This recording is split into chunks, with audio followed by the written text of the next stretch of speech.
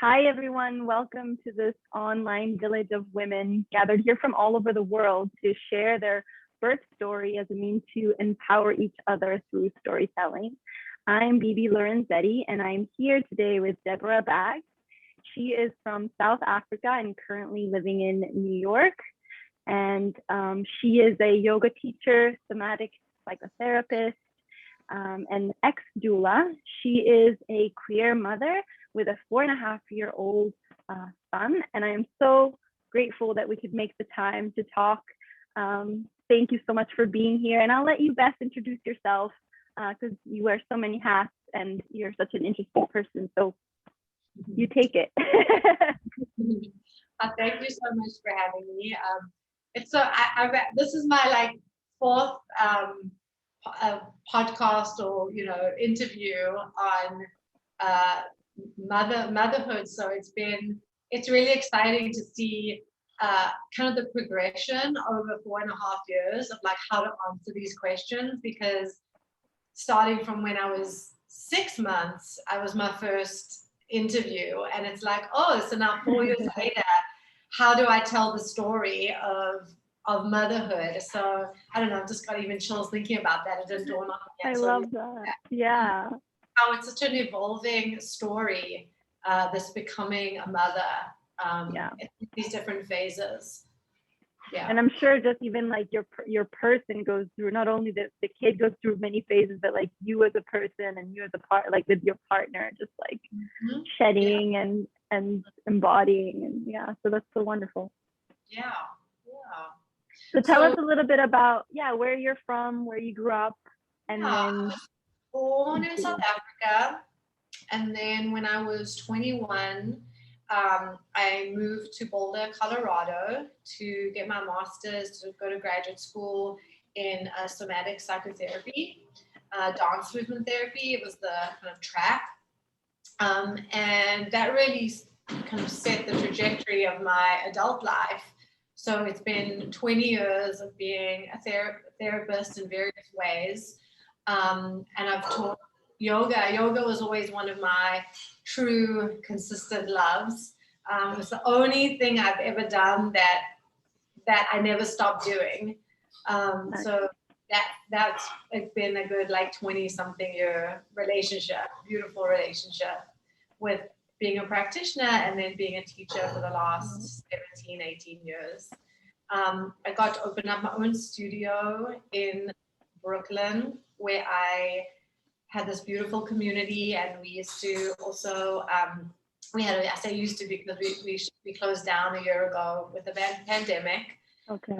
We had a shop in the front of the studio dedicated to sexual, reproductive, and feminine wellness, and we specialize in a lot of prenatal and postpartum care with herbal medicine and vaginal steaming. So that was wonderful, and then had to make this huge decision. It's actually interesting now that I'm talking to you. When I first got pregnant, I had a wonderful friend. Her name's Deborah Silverman. She's a wonderful astrologer, and she said one thing to me. She said, "Babies come with blessings and new experiences," and she's like, "You don't know what that means yet." And it was so true, because at 3 months, when my son was 3 months, we had this idea, my wife and I, to open up my own studio.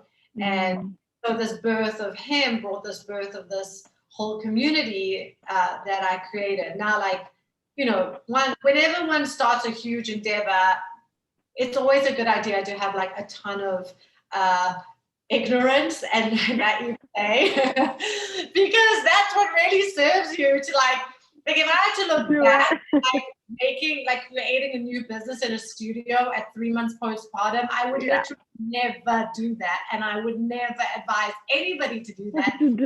But, when you just don't know. So that's what you said. Ignorance is bliss, and it can be a great projector into your life. So absolutely. Yeah. It's funny that you say that, because my not my astrologer, but a therapist that I was working with at the time, kind of not a regular therapist, he does some psychic stuff. He had said the same thing. He said, because I was worried about income and work and all that stuff. He said, babies come with their own packages and their own opportunities that you just don't know yet. So kind of the same thing with their blessings and their plans. So yeah, that's really nice. And then even, you know, making the decision to shut down my studio, and now I have an online platform and I see all my therapy clients, you know, that decision was both for my own sanity, but also for the sanity of my family. And so there was like another layer of like, okay, I did this thing that was created postpartum, and now I'm making another decision for my family in this next iteration of my work life and my family life being one thing. So now I have this other thing, which has really been really wonderful, actually. That's so great. And so how did, do you want to talk a little bit about your relationship and how you guys, being in a queer relationship, how that worked into becoming pregnant and just that whole journey, and since it's such a special.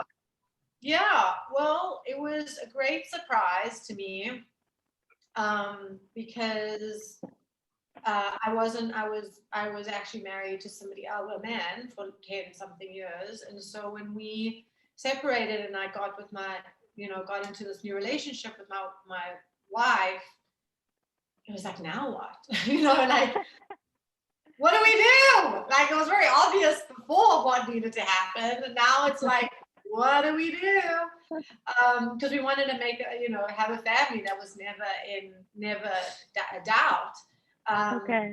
It was an immense journey of educating, and I think that's such a theme that runs through all the way. I mean, it's very, very intentional when you have like queer conception, obviously. Heterosexual couples, you know, that are dealing with infertility have to have a lot of intentional conception, but it's very much for queer couples choice. That it takes, and it's this thread that I see, it's like there are tons of resources. There's so much available to us now of like resources and support and help, but you are the only one responsible for seeking that out. Right. You know, I think so often, like postpartum, people like, nobody told me that, you know, there's no information out there. That's actually not true. There is a ton of support and information, but you have to kind of wade through the weeds to figure out like where that information is. But there is always a ton of information and resources. So part of figuring out this resource information was like in and of itself, like a huge epic journey. But it was also extremely magical because when my wife and I were sitting, we're like, do we know any men? Any men around? And then we kind of like went through like a few men that we like maybe thought, and then she was like, what about this person? And she pulled out this picture of this like beautiful man. She's like, I went to school with him for one semester many years ago, 5 years ago. I haven't really spoken to him. He lives in Germany. He's Swedish. Maybe him. So I was like, he's gorgeous. Great. Just text him. And in her mind, she was thinking, oh, good. She's 7 years younger than me. So she's like, I've got some time. I'm like, buying myself some time here. He's in Germany. We're good. It's going to take a couple years. She texted him like, hi. And he's like, oh, Shanna, it was so wonderful to hear you. I'll be in New York on Saturday. And wow, I just got the chills. I know. I would love to see you. So she got invited to this party, and we're at this party. We went to go meet him. It was just a hi, you know, we didn't like jump to like asking him to be like our sperm donor. By the way. Yeah, by the way, although we had great intentions to. And you know, at the party, like we were like hanging around, you know, and he turned to us. This was without, again, nothing was spoken because we had to like woo him, you know.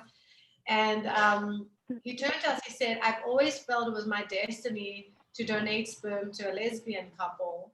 And I'm sure you want to have a family. So if ever you would want sperm, I'm available for you. Wow.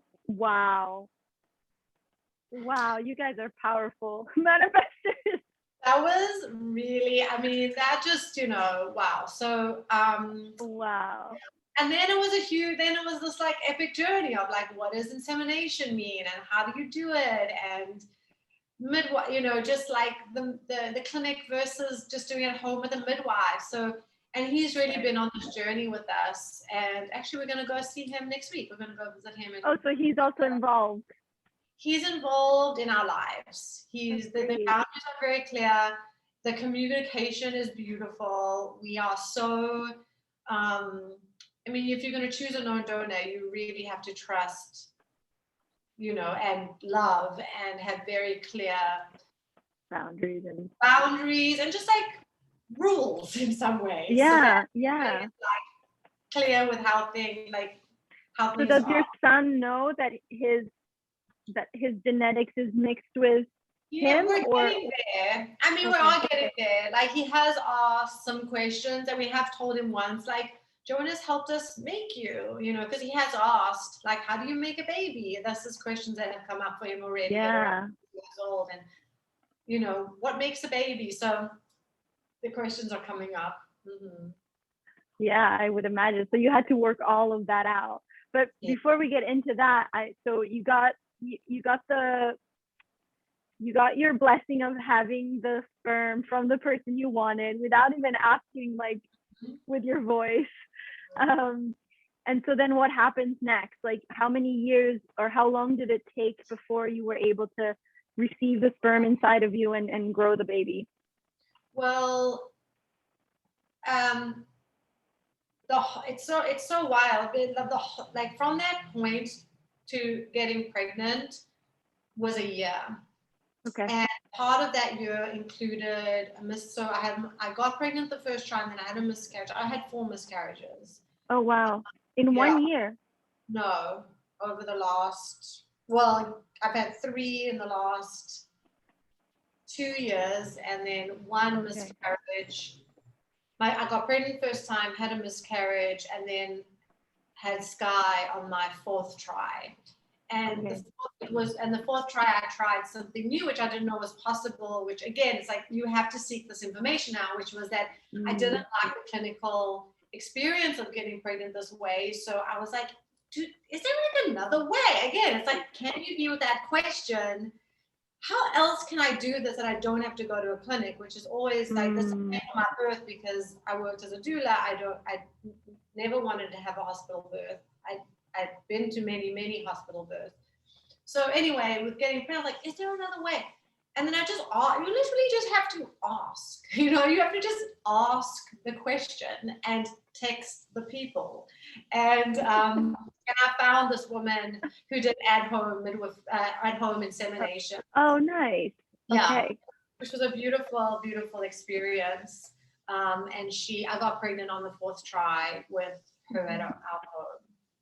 And how was the miscarriage for you? Because I know a lot of women go through that.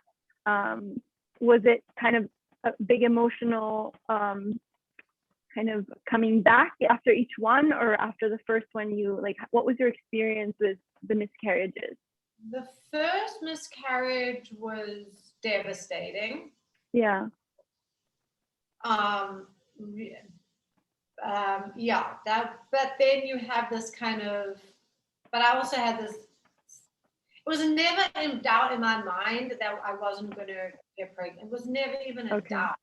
It was like too weird and magical the way things were progressing. It was just, to get to what I wanted just took a lot of work. It was just, I had to like work for it. Yeah. It seems like it had to align with the way you envisioned, like more of a holistic, less of a hospital. Like it had to align with your way of leading your life, sounds like. Yeah. And then the 2 other ones were manageable.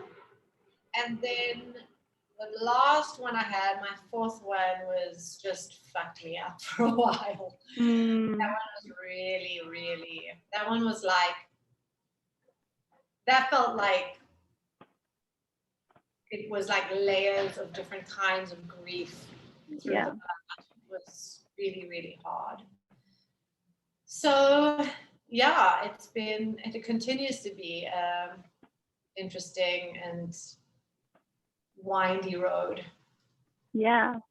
So you managed to continue to keep your, your vision that you are meant to be a mother, and you continued on and you got pregnant with Sky.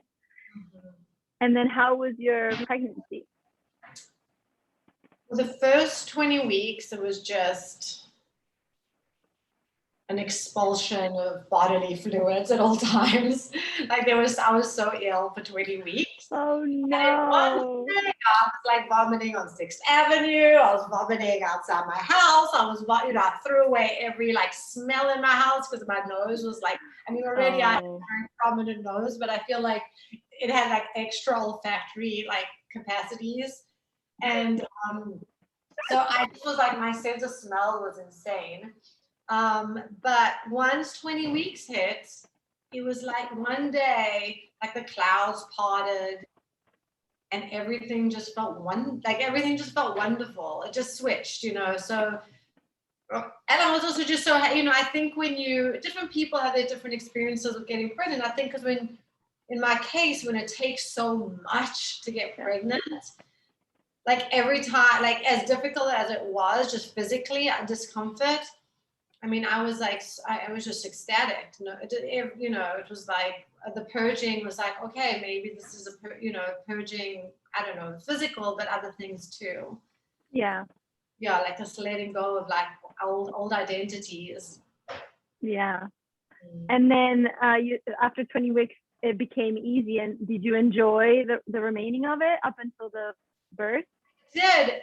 And I think that what I think is so brilliant, and also being a doula, so I know how things go, is very helpful. I love that by the end, in South Africa, there's an Afrikaans saying called gatvol, which means like almost like like full of just like done, like full of shit, like full of arse is kind of the expression, which is so gross. It really is like the expression of like, you're done, like you are hot full, you are full, you are done. Yeah. And I love that happens by the end of pregnancy, because you just want this baby out. Yeah. You are hot full, you are done. So I was definitely done by like 38 weeks of just like, I was gigantic, so much discomfort. My like sacrum was like swimming in my pelvis. So yeah, I love that you bring that up, because a lot of my clients and myself, I remember going through it, and I wasn't a doula then, so I was not as aware. But every time, about 37, 38 weeks, it's like, but how long is this going to take? Do I really need it? It's like, yes, you need to wait. This is so important. And this frustration is so important as well, because then when you get to it, you're just going to be like, out, baby. Yeah, exactly. So it's good to hear it from as many women as possible, that it's just part of it. Yeah. You got to get right to the edge where you're like, okay, let's go. And then then it's the compelling urge that happens. Yeah. Mm-hmm. So how had you prepared for the labor and birth, being a doula? Did you have a doula yourself? Where were you going to give birth? I think everyone should have a doula, and I did not have one. only because I really felt like I had been to many births, so I didn't feel that mysterious. I think if you haven't been to birth, you should have a doula. Like if you've never been to a birth, I think doulas are, obviously I'm like pro doula for everybody, but yeah, I for some reason I felt super confident and comfortable with A, the process, B, my midwife. I had a home birth, her assistant, and then I had a photographer friend. I wanted some photos. So she, in some ways, became this like presence in the room that was almost like a doula energy of like witness. And I wanted her there. And your wife was present, and was she helping you out as well? Or what was her role? Okay. Yeah. The birth was, I started labor in my prenatal yoga class with Laura Kahn Thompson. I was like, oh, labor has begun. I finished my yoga class. I completed the class. Because you can. I called Laura. I was like, I am just started labor. Okay, so we can finish my class. And went home. There's no. How far away from home were you? Drove home like 10 minutes. I think people think it's like start labor happening. It's just not. That's not usually. I was just imagining you like on the subway and like walking up the stairs on the subway and being like, hold on a second. Yeah, it was 10 minutes. I mean, on the way to class, I was like, way to the car, I was like, gave myself a second. And then I texted my massage therapist. I said, can I come for a massage tomorrow morning at 8 a.m.? I'm in pre-labor, and I got a car. I got a car. The guy, the guy picked me up, the Uber driver, and he was like, "Oh, any day now." I'm like, "Yes, like any minute, like now." Like, yes, correct. And I went and had a massage that morning. She was my prenatal massage therapist. It was wonderful, and she was like timing. I don't know why I thought this was a good idea. It was a good idea. I mean, now I would think like, why would I go for a massage? But it made sense at the time, and I had like 7 contractions on her table.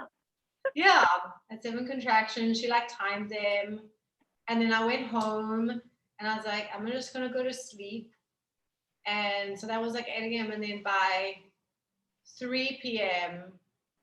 I was laying prone on the floor eating like sweet potatoes between contractions. I remember you telling me, for some reason I asked you something about your like a year ago or something, and I remember to the day that you were like, I was laying on a yoga mat eating sweet potato. I will never forget that. I don't know why I asked you. I'm just envisioning you like on the floor. Yeah, like a wild beast. There's a photo that my wife took of me because she's like, oh my God, what is happening? She's never been to a birth. I was like, give me my sweet potatoes. And the reason I got the sweet potatoes was because I attended a birth with a Japanese woman, and her birth food that she packed was sweet potatoes. I was like, oh, that's so cool. Like, I never thought, because you need energy throughout birth. You have like good snacks. And I was like, okay. So I like took, you have to learn from each other. Yeah. So your midwife came around that time, like at 3 p.m.? Yeah, she came around then. That was when active labor started. Okay. Okay. And then how long were you in active labor for, and what do you recall of that time? So I gave birth at 10:17. So there were 7 hours. PM. Oh, okay. So nice. Yeah, the trajectory was beautiful. It was a good 24 hours, right? Because my yoga class was 24 hours before when I started. And hello, plant. And she came in. My mother was there, left in a panic. She couldn't deal. She was wigging out. She's like, oh, thank God. So the midwife came. My mother left, and then I had a birthing pool, and I was in the pool, but the whole time I couldn't feel my legs. Which now as I'm talking to you, which is really interesting. Many, many years ago, when I was in graduate school, I had a rebirth. I had this rebirthing because I was a C-section baby. And I had this rebirthing, and the whole rebirthing, my lower half of my body was numb. I couldn't feel my legs. Oh, wow, that's really interesting. That is really interesting. So I'm just putting them together that during the swimming pool episode, I couldn't feel my legs again. Wow. And I needed to feel my legs. I need to feel my legs to get this baby out. And so they managed, I was like, I need to get out this water. I need to go in my bed. And I pushed for a really long time. I know it was too long. It was 4 hours. I pushed for 4 hours, which was really, really long. Yeah. And at one point during it, I kept just asking my midwife, Takia was her name. I was like, all I want to know was I was doing a good job. That's all I wanted. I don't know, the baby I knew was fine. I knew I was fine. I just needed reassurance that like what I was doing was a good job. So she would would give me my like pat on the back every few minutes. And then at one point I was like, okay, everyone just leave me alone and don't tell me what to do.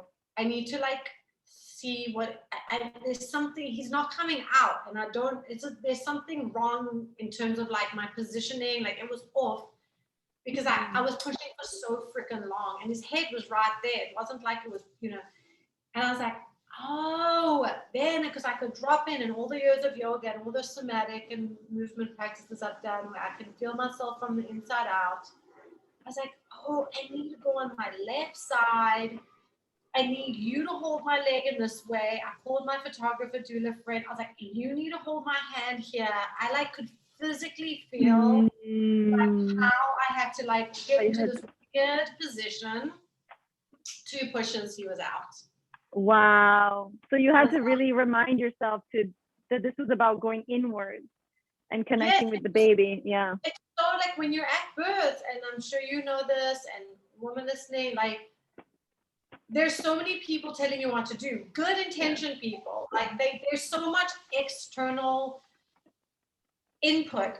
Yeah. And you have to go inside. Like it is an inside job. You have to feel from the inside out because only you can feel that. Like nobody can feel that for you. And absolutely. I love that you say that about the inside job because it's so key. Because I remember doing one birth with this woman and she was pushing, like she was a second baby, it was a fast labor. She's like, get me on all fours. So we like hold her onto all fours, and that's how her baby came out. Like it wasn't working the other way. Like she knew she had to literally birth like a cow in order to get this baby out, And I was like, that was so cool to like witness that birth, where like she knew exactly what needed to happen. That's amazing. I feel like also there's like, having experienced some births now and my own birth, and then hearing you say this, I feel like it's a mix of like, you do need to hear other people telling you that you're, like you were saying, that you're doing good, that you're doing it right. And at times you even are like, you need that external input, right? Of so that it can match how you're feeling, or remind you that if you're not feeling good, that maybe you are feeling good. So it's a mix of like needing that external support and not chatter, but support. And then also that going inwards and really connecting. It's such a fine balance of the two things. Yeah. So I love that you bring that up because we have the wisdom inside, but sometimes we have to rely on others, and then sometimes we have to rely back with ourselves. Yeah. Exactly. Yeah. Exactly. And I feel like that also aligns with, a lot of like when you read a lot in pregnancy and you gather all this information, but then there has to be a point where you just shut this off and you just, feel the heart, feel the baby. Yeah, you have to lose your mind. Yeah. And that's why the environment is so important. That is why your care, like who's giving you care is so important, so that you can actually lose your mind. Yeah. That's how you get a baby out. You lose your mind. You lose your mind. I love that.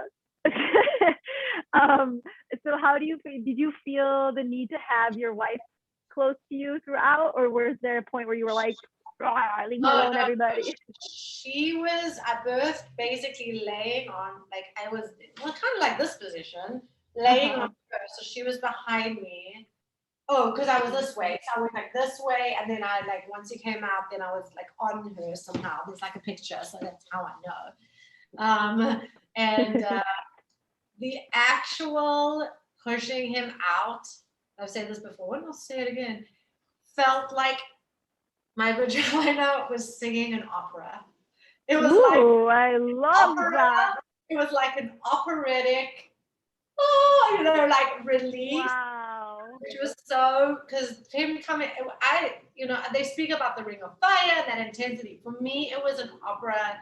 It was so relieving. It was an incredible feeling of relief. The 4 hours of pushing was not incredible and very hard. Yeah. It was horrible. But the opera was beautiful. The opera, I love that.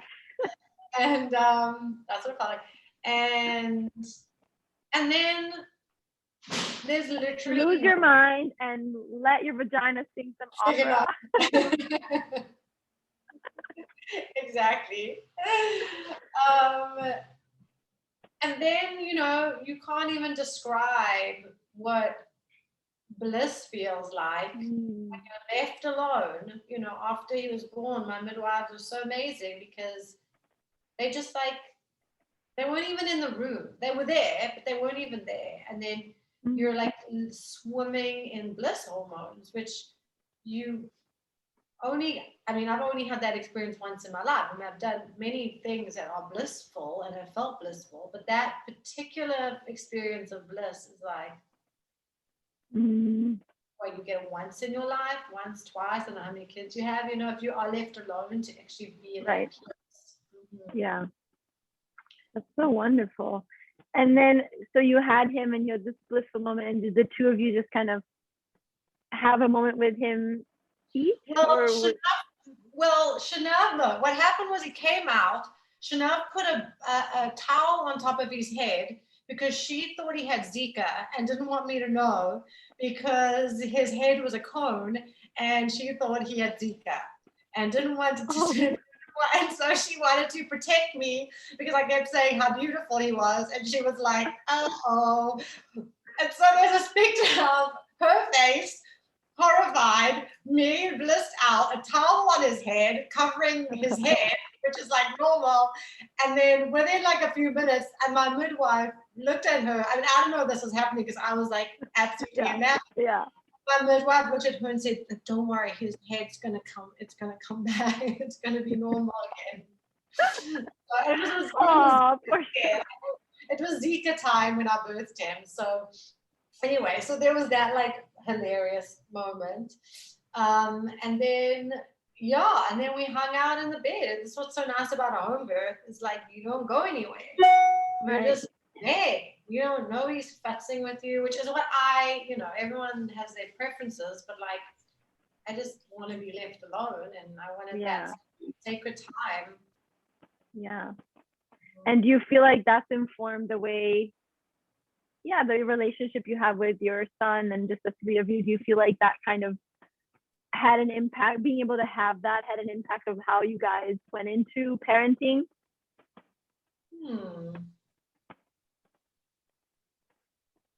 I don't know. Maybe. I'll think about that. We didn't let anyone hold him for 4 weeks. We were the only ones that held him because my midwife said that your microbiomes and your hormones she said something that she just told us to do that, and I just did that. And she said, in Ayurveda, you're probably aware, in Ayurveda, they say something similar. And I remember saying to my parents, I don't want you guys to come until like the 5th week, I think it was. And then COVID hit. And then since then, I've regretted saying that. I'm like, I so wished my baby was in so many people's arms. Yeah. So it's just funny to hear like a pre-COVID, experience versus if you were in isolation, you just think back and like how wonderful would it have been to have that, just because you couldn't by choice have it. So it's nice to hear that in the regular world, you could actually wish that without, some sort of emotional thing around it. Yeah, that's wonderful. Yeah, it was interesting because like I am so community oriented. I'm so just like Sky will go to anybody and everybody. Like he's a very, like his attachment is very, I feel like very well attached. He can come, he can go. He's not scared of people. He's so easy to go. And I'm like also happy to have him go anywhere really. So that those 4 weeks of holding him and not letting anybody hold him was out of my character, because that's not really how I am. I'm definitely like, take him, go sleepovers, like let him be out in the world and get used to people and dynamics. So it was like it was out of my character to just be like, I am going to just hold this boundary. And my friends would be like, oh my God, this is so lame. I just be like, just give me this one boundary. I'm not that boundary of a person. I'm just saying no for 4 weeks, and then he's all yours, you know. So Aww. it was an interesting like thing that I set for myself, and Yeah. it felt good because I don't know if it was good for his immune system, but like touch wood, he like never gets sick, and That's amazing. very rarely gets sick. So he's got some kind of weird immune system that's really strong. When was he born? 2017. The what month? January 3rd, Capricorn. So maybe that also. Capricorn. He's an Earth baby. Ooh. That's wonderful. And then how do you feel like, you know, that I'm really into the birthing from within school of thought of like the crossing the threshold and, you know, the descend, the preparation, the descend, and then the rebirthing. How was that for you? How was coming out? How was that initial postpartum time? And then how was coming out of that? Because I feel like you're cocooned and then all of a sudden it's like, oh, the world exists and I exist in the world and now I exist in the world with this thing. And so how was all of that for you? Oh, wow. It was, I mean, the first walk, I think I left the house, it was just so telling. I like forced myself to go for a walk. I didn't want to go for a walk. I don't know why I even thought it was a good idea. I think it was a week. Like I didn't leave the house for a week. And then I thought, okay, now it's January 10th. It's freezing. It's icy. And I'm like, I'll just go with him and go get a coffee. And I walked to the coffee shop. I slipped and fell holding him. I just sat like a lump in my own tears and despair and like, what am I doing? And then hobbled, you know, I was with my wife. And so, you know, we walked home, you know, like crying. It was like such a mess. Like, I don't even know how I could even walk after a week. So that was my first lesson in like this place of like where we think we should be doing things and what we actually feel like we want to do. And, like, and the consequences of that are always going to be big-ish, you know, manageable, but like slipping and everything was so loud, right? I remember thinking, screaming, and why is the cars honking? You know, my senses, because I've been like at home only with him in the quiet. You know, so it's like you have to stay in that. I mean, that postpartum protection time is so essential. And you pay for it if you don't. Yeah. You really do pay for it. You bring up such a good point of like that. I don't know exactly how you phrase it, but like that idea of you try things and then you realize that maybe they weren't such a good idea, but you felt like you should do it. And it's such a process that I feel like of motherhood, of like your desires, like your heart desires versus your mind desires versus like what you're supposed to do and what you feel like you should do. It's just such a constant like configuring and figuring it out. It's you know, we're meant to make mistakes along the way, but I love that you bring that up, that you had it like right away at the week. You encountered that. Yeah. And I think how I did it house again for 2 weeks. I was like, I didn't even go anywhere for 2 more weeks. I'm done. That's great. And so then how, whenever you did start going back into, I assume you took a break from teaching and your therapy practice and all that. How long of a break did you take? 3 months. Okay. So I took 3 months. And then I went to South Africa because I wanted to take him to meet everyone in South Africa at 4 months. Okay. Something around there. But there was something I wanted to say about that. Oh, I guess the breastfeeding. I just want to say something about breastfeeding because that was the hardest, most challenging, most frustrating, I don't even know how to, just painful, like out of all the different phases, breastfeeding stands out to me as like where it was just felt like a fail. I mean, I did breastfeed for 2 years, so I did figure it out. That's a long time. Yeah.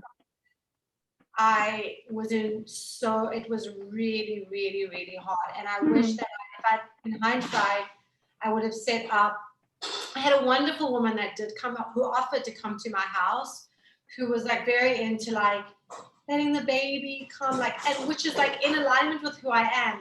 Yeah. But what I actually needed, and which I got on like 3 people later, was I needed someone to say, do this, do that, and then do this. I needed like absolute instructions, because I was in so many tears I cried over breastfeeding. And you know, so often I think when that happens, they're like, well, you just like, I didn't want to give up. I needed help. It wasn't about, can you hear that? Okay. That's okay. Don't worry. Okay. It's not so bad. I just wanted somebody to tell me what to do. Yeah. So that piece of what we're How saying. long did it take you to figure it out? Oh, the last milk clot I had was clot duct I had was on the airplane to South Africa. So it was like 4 months. But I carried the massager, so I was like, brought my massager with me everywhere so that it would like break it. And the last massage I did was on the airplane. What was the massager? Do you remember? It was like one of these like gimmicks. I don't even know how I purchased so it. Just like a regular like roller. No, just like a zzz, like a. Oh, like an electric one. Okay. Yeah, an electric one that was hard, and I'd have to like, it would like vibrate on my clot. That was amazing. It helped so much. Okay. That's a great tip, because so many women struggle with that. I don't know whose idea it told me. Somebody said, well, why don't you try this? Because it was a back massager, a neck massager, and I did it on my breast, and that was super helpful. But the most tears I cried was breastfeeding. Oh man, but then you managed to go for 2 years. That's amazing.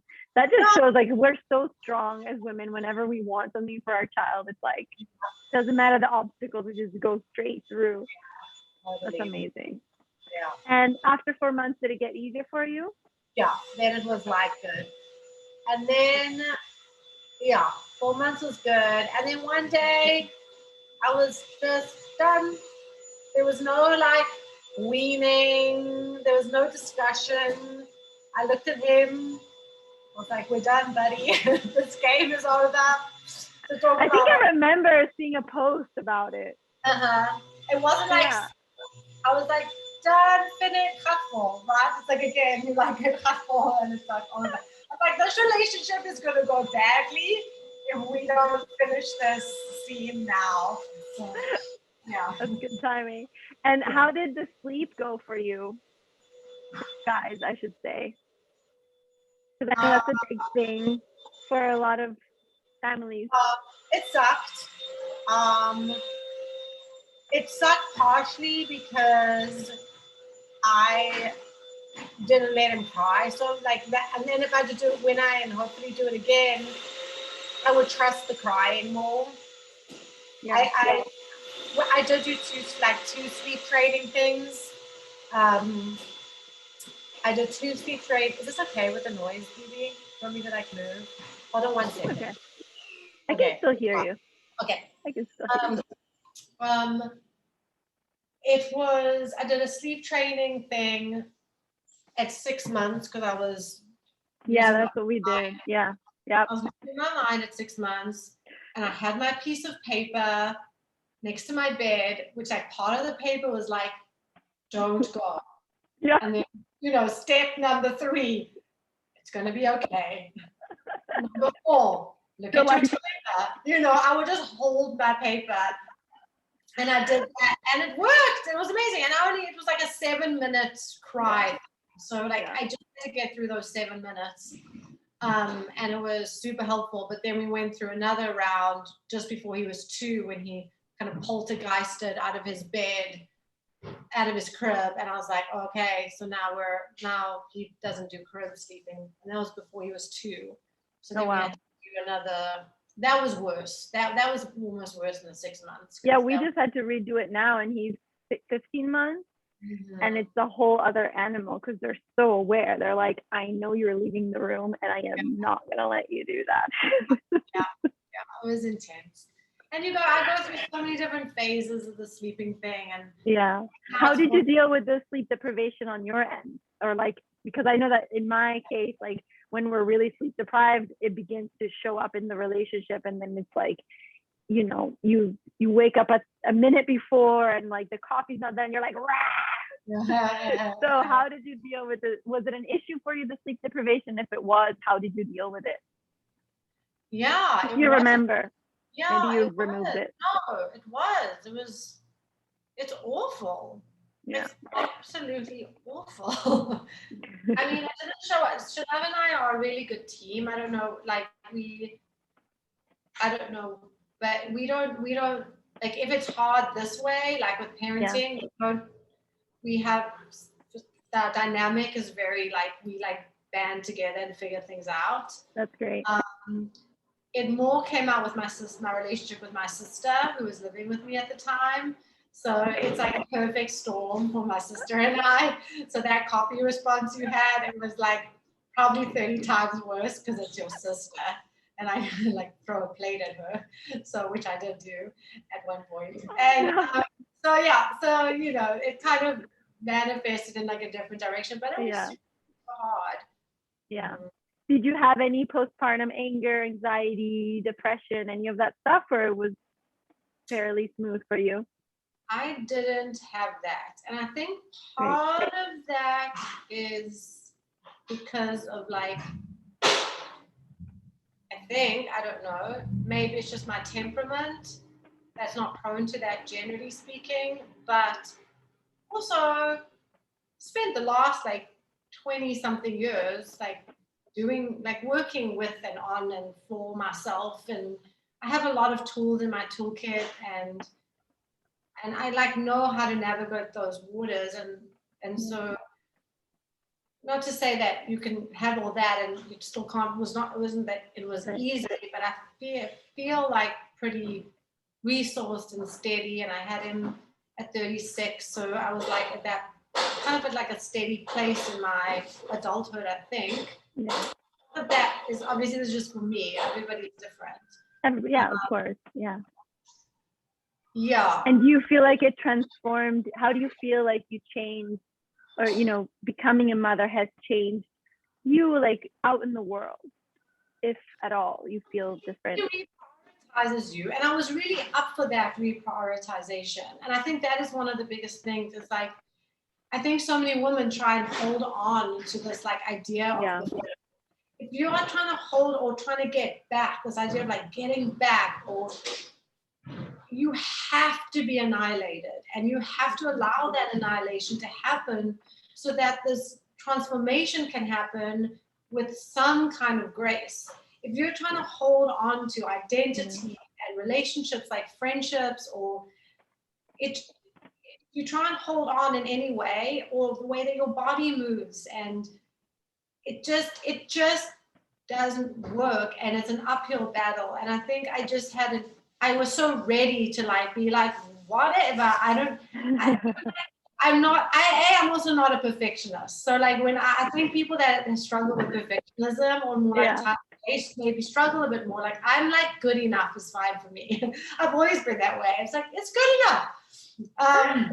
So that's a good skill to have. Yes, it's good to be good enough. So I give that to my mother, where she's like, just pass high school. That's all I'm asking for. You don't need A's. You don't need, just pass high school. So, you know, my mom was really wonderful like that. So, yes. Just pass high school. Yeah, just pass high school. And, you know, I did all right. I got into graduate school.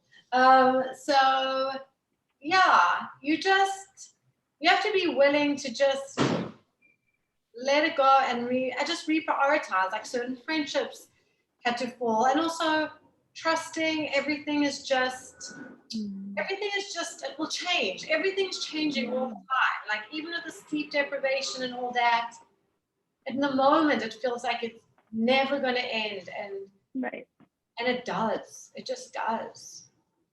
That's true. That's a really good. We should all have a poster of that. I feel like I definitely need that poster right now. It's so hard to know that the first like 2 years, but everything changes and every phase ends. And everyone survives it pretty much. And you survive it, but you can also more than survive. You can like survive, and then there's places. Well, you definitely feel a lot stronger about yourself. I know that any night was challenging, the next day I wake up and I like love him so much. I'm like, wow, I have so much love inside of me that I can, you know, be up all night and then in the morning wake up and be like, I'm so happy to see you, I love you, you know, because definitely the me that was in the middle of the night did not feel that way. Yeah. It's true. It's not only surviving, but seeing how the endless amount of resources of love that we have inside. Yeah, and also knowing when to take a break. I remember one of my hardest breastfeeding nights in the beginning, I was going nuts and I was being a little aggressive with him. And my wife looked at me and she's like, why don't you go to the other room, go get some water, and then whenever you're ready, you just come back. And I was like, I'll never forget that gift of space. And that's been a theme throughout our relationship, is that we really, when we see that like end of the tether, to know to say, go away, go away and come back, you know, and everything, and trust that separation and that return is better for everybody. And you don't have to like always push through and completely self-destruct. I mean, I guess that analogy of like putting on the, you know, the plug, like the air mask, the airplane. On an airplane, you know, because sometimes you have to put it on the child first. Right. Like so often we do have to do that, and then you're like sipping for oxygen. Right. And then you have to remember to like yank that thing down too, you know. That's true. I love that analogy. Yeah, the space, so important and so hard to take sometimes, to just, you know, trust that it's going to be okay and not have the guilt and all those things. So it's really refreshing to hear that. Yeah. Deborah, thank you so much. I mean, you've given so much already, and I feel like even just this last piece has been about like something to remember, but is there anything else that you want to say in terms of like, remember, you know, whoever you are, just remember this?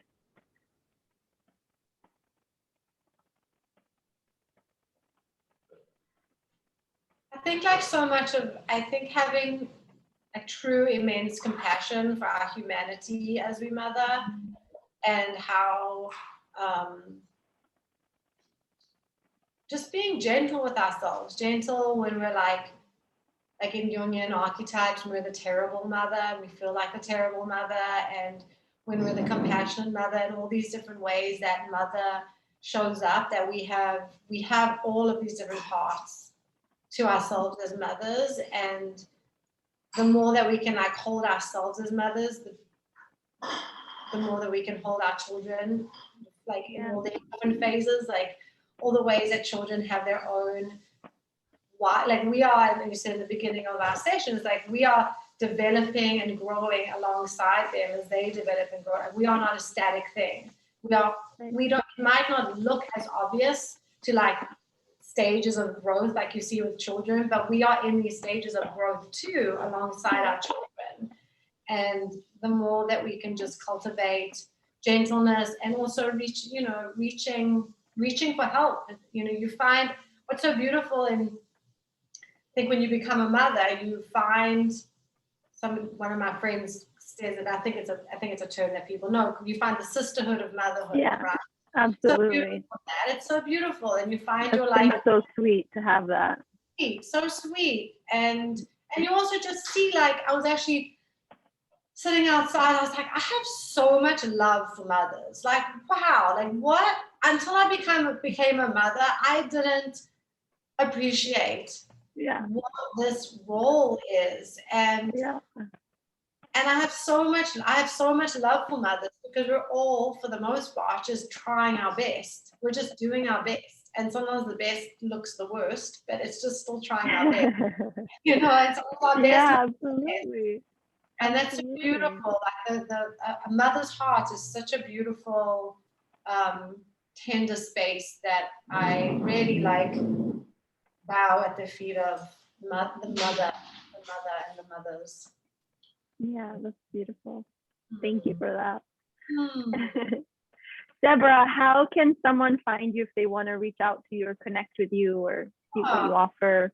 I have a platform, which is what my old business, which is Love is Juniper.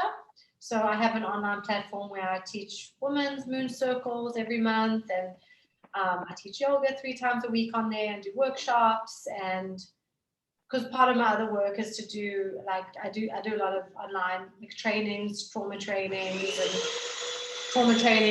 and how to hold space in groups. I have a whole other thing I do. Okay, I'll put that in the comments below. Loveisjuniper.com. Yeah. Okay.